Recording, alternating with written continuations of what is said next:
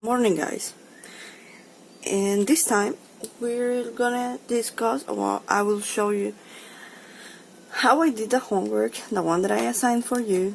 In case you still have doubts, this is all the process that is required to do it. Now, I gave you two vectors and I said I want you to add them by using components method. And you have one vector A, which is 120 kilometers per hour, and the angle is 35 degrees over the x positive. And the second vector, which is named B, is at a velocity of 100 kilometers per hour, and it has an angle of 15 degrees. Now, I always told you that it's good if you like completing a triangle. So right now what I do is I complete the triangle of both, just to see how it's going to end. I complete my right triangle here, and here, and then I continue in this direction here, and this other triangle ends right here. Now take a look. My x component is the one that is always over x, and the y component is the one that is over y or parallel to y, that in this case is the green one, this side and this other side too, despite the fact that it's very tiny. Now what I do is I always draw my vectors A and B again, my vector A and my vector B, and I don't forget to include the angle and the value, that is in this case 120. I don't need more, and the angle, that is 35 degrees. And then I draw my other triangle, which is coming in this direction, and it measures 100 kilometers per hour, but it doesn't really fit over there, and the angle, which is 15 degrees. Now, as you can see, I basically I complete my triangle here. So right in here, I'm just going to do like a shape, a right triangle shape, just to imagine, not to imagine, to have a better idea or better understanding what am I dealing with. So my component in x is this one, because it's the one over x-axis, so this is x. Also for this one, for B, this is x, because it's over the x-axis. Now y will be this one, because it's over the y-axis, is vertical line, and also here. So if you take a look, my component x for the first vector A, it is this one, and it touches the angle, so I'm going to use cosine. So I say ax equals a cosine of the angle. So this is going to be 120 cosine of 35. And here I of course will use a calculator. 120, I always make sure that it's in degrees. Okay, so I have 120 cosine of 35. I got 98.30. Here I cannot write a unit, as you can see it doesn't really fit, but I know you can do it better than me. In this case I have a marker, so it basically doesn't fit. Now, in what side of the x is this right triangle? Let's see.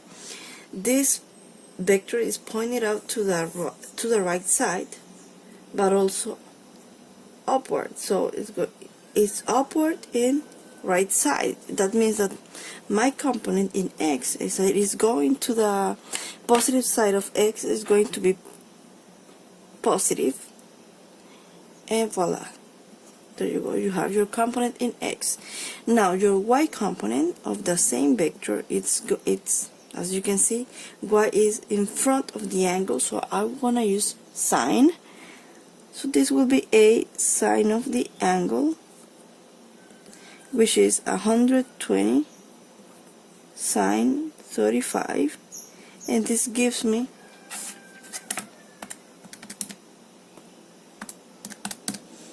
68.83. Now Y is also coming upward, so it's gonna be positive. Remember, upward positive, downward negative, right side positive, left side negative. This is the direction that you have to consider. Okay, these are the symbols. Now for my second problem, I have my vector V, and I want to know what the component in X is. So X, as you can see, is right here. It's this line over here. This is my Vx, okay? And as you can see, the vector is pointing out to the left, but also is going downward. So that means that my component in X is going to be negative. So this Bx, according to the angle, is adjacent, so we're going to use cosine. So we say B cosine of the angle, 100 cosine of 15.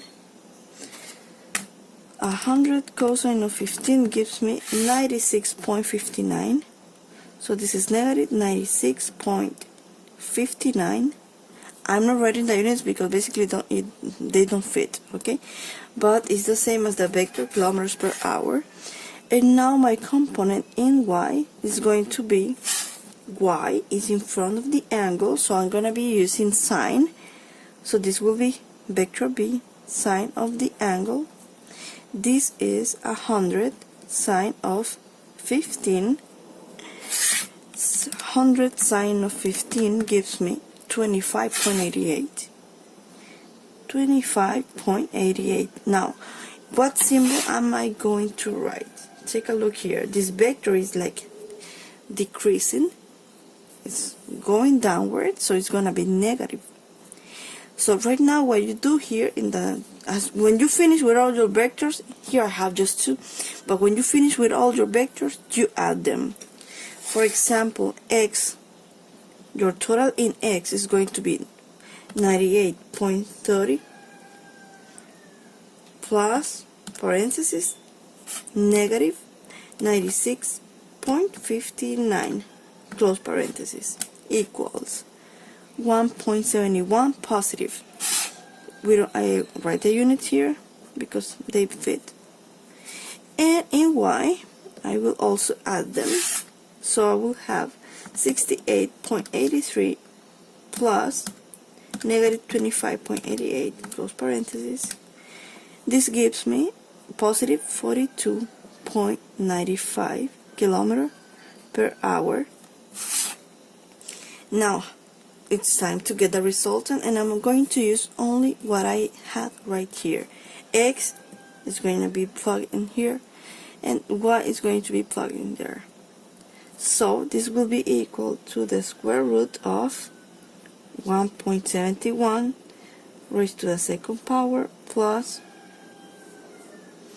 42.95 raised to the second power. This gives me, okay, how I do it? First I will add the squares, 1.71 squared plus 42.95 squared. That's what I have. And at the end I will get the square root of my answer. So I have 42.98 kilometer per hour. That is my resultant. And my angle is, I follow the formula, our tangent of Y, which is 42.95, divided by X, which is 1.71. So this is okay, arctangent here in this calculator here. Okay, shift or second function, 42.95 divided by 1.71 close parenthesis equal, I have an angle of 87.72 degrees. Now, what does it mean?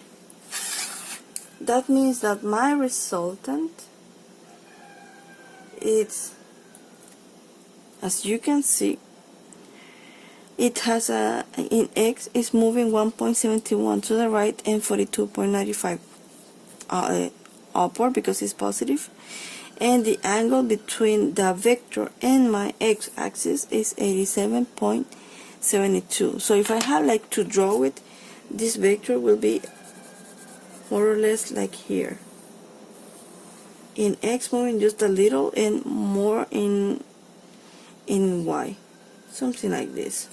This will be my resultant, something like that. We're still not drawing the resultants because I'm barely asking you to do a process. So guys, basically this is it. This is the process that you should follow. Remember to complete the triangle. You complete the triangle only in the side where you have your triangle. Example, here I have my triangle here, my angle here, so my triangle will be completed here. Same for the other side, you have your angle here, so you have to complete your angle in this side. This is it.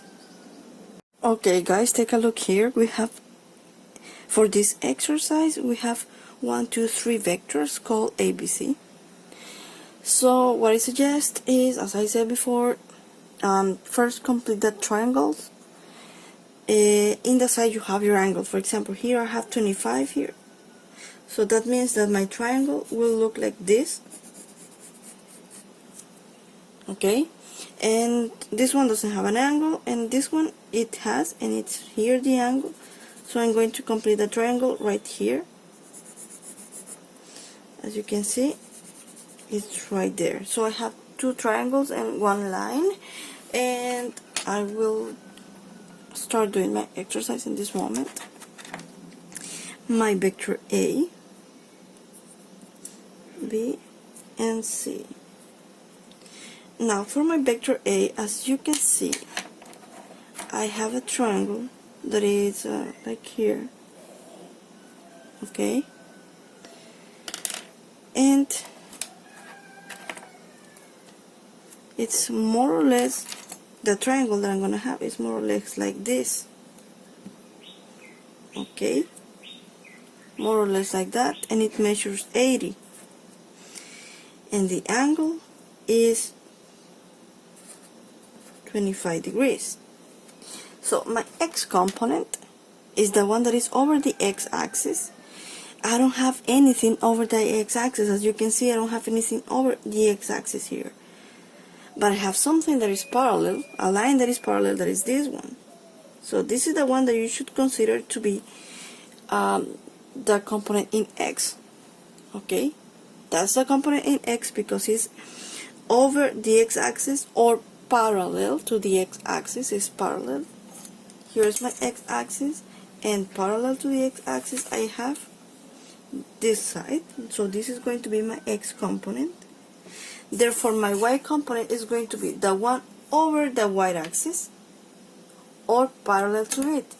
And in this case, the one over y-axis is this side of the triangle, as you can see. So this will be my y component. This one doesn't have one y component, and for the other triangle here, parallel or over the x-axis, I have this line. So this is going to be like my x component, and my y component is the one that is over y. I don't have nothing here over y-axis, but in front, yes, parallel. Moving vertically, just this line. So this will be my y component. Now, this is like the previous analysis that you have to do. So right now, in this moment, we're going to get the components. So AX, the component in X for the first vector, as you can see, this component is in front of the angles. As it is in front, I will use sine. So this will be A sine of the angle. This is 80 sine of 25. And 80 sine of 25 gives me 33.81. Well, the unit's mph. And let's see, in x, how is this vector moving in x? It's moving, as you can see, to the left. This vector is pointing out upward, but also to the left, so it's going to be negative. And my y component, ay, it's going to be this one, and it's in the positive side of y, but also it's pointed out upward. So this is going to be positive. The answer here will be positive because the reasons I told you. And this component, as it is touching the angle, we're going to use cosine. So it's going to be a cos of the angle. And this is 80 cos of 25. This gives me 72.5 mph. Now, a rule that you can learn is for angles that are from the x-axis, you will use cosine, like the one that we have here. And for angles that are measured from the y-axis, like we have here, we're gonna be using sine.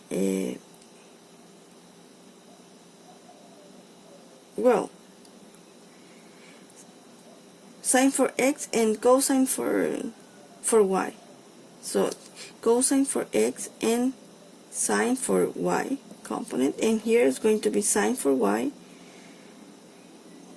for x, and cosine for y. That's a thing that you can do to learn it too. Now my second vector, as you can see, is this one is just the blue line, and it's horizontal.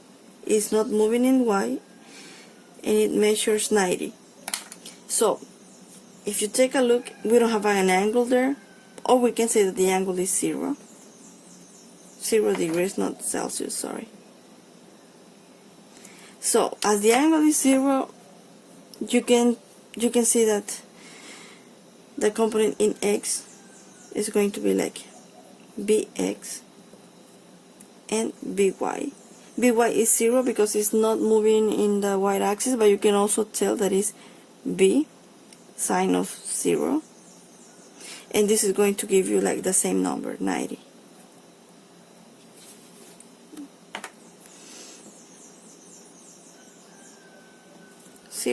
Here is going to give you 90. This bx, as you can see, is only in x, but you can calculate it with this angle too, as b cosine of the angle. It's just moving in x, so it's gonna have the same value, 90 mph. But let's take a look if it works. B, which is 90 cosine of 0, 90 cos 0, 90. This is the answer that we just saw. But just by taking a look, you know that in x is 90, but it's not moving in y, so it's 0. That's something that you can do to make it easier. As I say, if it's just in one axis, just write the value over the component that it corresponds. And for my vector c, I have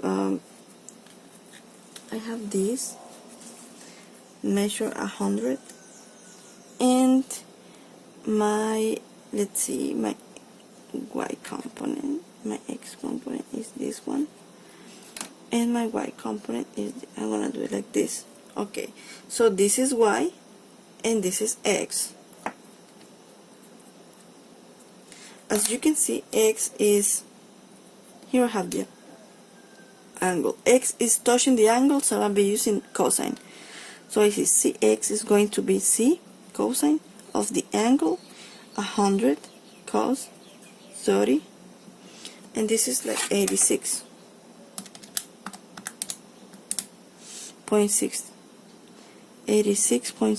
mph. Positive because it's pointing out to the positive side. plus. Here is also positive because it's pointed out to the right. Now the component in y is going to be, as you can see, this vector is moving downward. Okay, it's moving downward, or is decreasing. As it is decreasing, in y will be negative. So basically this component here is pointed out in this direction, so my answer here will be negative, and this will be C. The component according to the angle is in front, so I'll be using sine of the angle 100, sine of 30. This will give you negative 50 mph. Okay, just to make sure, 50. Okay, now what happens here? When you finish with all your vectors, you add them. So you have negative 33.81 plus 90 plus 86.6 in this side. So your x component is 142.79 mph, and your y component here is 72.5 plus 0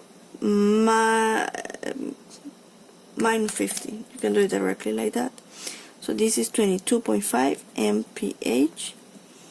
Now we're going to use all these two values in order to get the resultant. So you will have the square root of 142.79 square plus 22.5 square. So 142.79 square plus 22.5 square gives me that number. Then I get my square root. So my resultant measure as 144.55 mph, and my angle is arctangent of y, which is 22.5, divided by x, which is 142.79. Here we include the symbols, but both of them are positive, so we really don't need to include them here. So arctangent of 22.5 divided by 142.79 close parenthesis equal my angle 8.95 degrees. So this means that my resultant is moving to the right side for 143 units, and in y is 22 units, and my angle is 8.95, and this is my resultant. My resultant will look something like this. Well guys, thank you for watching. I hope you have understood. If you have any doubt, you can text me. Thank you so much. Bye. Enjoy your weekend.